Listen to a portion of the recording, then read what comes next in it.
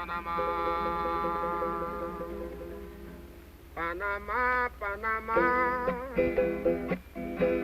old Panama, breaking point of the Americas, the land divided and the world united. Some Uncle Sam, he want to keep the canal. If it's a question of sovereignty, he won't recognize Panamanian nationality.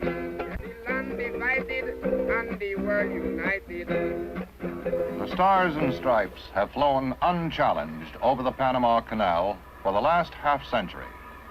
It is true, little here in the Republic of Panama, a country whose friendship we have taken for granted since its birth, the Panama Canal has now become a danger zone.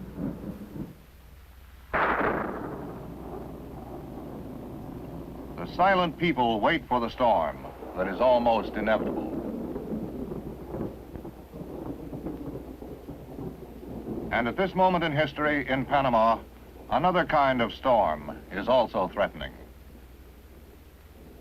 A little over a year ago, in November 1959, on the anniversary of Panama's independence, thousands of Panamanians demonstrated against the United States and tried to force their way into the canal zone. The leader of the mob, member of Panama's Chamber of Deputies, Aquilino Boyd. The Panamanians felt that they should go to the canal zone on November the 3rd, 1959, because that was a way of showing the world that we are sovereigns in that part of our territory. And we wanted to bring the Panamanian flag over there as a proof of our sovereignty. And the way that we were received there by a general by the name Potter, it was outrageous. It had been bruited around for quite a while that there would be disturbances on November 3rd. Various groups there, some of them communist-inspired, had said they were going to march into the canal zone. They attempted to do it, and under the law, and I believe in the law, I was required to stop them. We tried to do it with the police at first, without any show of arms, but finally, when the police were overrun and about 20% of them were in the hospital, why, we had to call out the troops. The governor gave the order on the 3rd of November.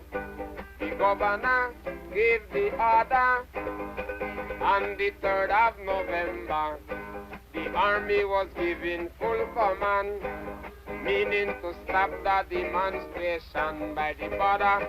They put up a sign, Panamanian don't cross the borderline. Although they put up the sign, Panamanians still cross the borderline. And they're singing, Viva Panama, soberana en la zona del canal. Oh, oh, Viva Panama, soberana en la zona del canal. 1959, the 3rd of November, a riot took place in Panama. The citizens were not mystified. It was led by Deputy Aquilino Boyd. When they went up Motor July Avenue, American greet, Panamanians were through. The soldiers with their bayonets, throwing boom bullets and tear gas. The governor gave the order. On the 3rd of November, William Potter gave the order. On the 3rd of November, the army was given full command, meaning to stop the demonstration by the border. They put up a sign, Panamanian, don't cross the borderline. Although they put up the sign, Panamanians still cross the borderline. And a singing, Viva Panama, soberana en la zona del canal. Viva Panama, soberana en la zona del canal. General Potter gave the Panamanians the impression that he has cucarachas in his head, because he acted and his reactions were very much unfavorable to the United States and to the government that he represents. Well, I'm not sure as to the proper location of the cucarachas. That would be a subject of some discussion. Aquilino Boyd, who I know quite well, is a fine young man, fine appearing, and so on and so forth. He is a politico in Panama. He's one of the 57 deputies. I am sometimes suspicious of the statements of politicians, as are most people.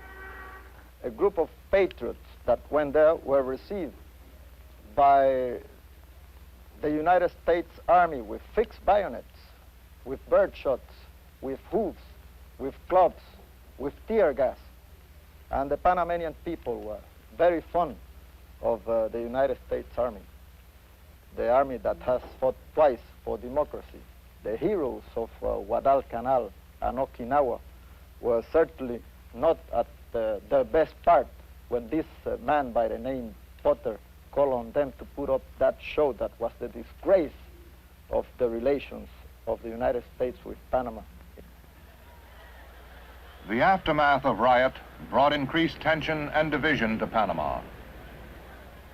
General Potter ordered the construction of a fence along a section of the canal zone. It stretched along the borderline with Panama, where no physical barrier had existed before, and it became a symbol, not only of distrust between the United States and the people of Panama, but also of a changing mood in Latin America.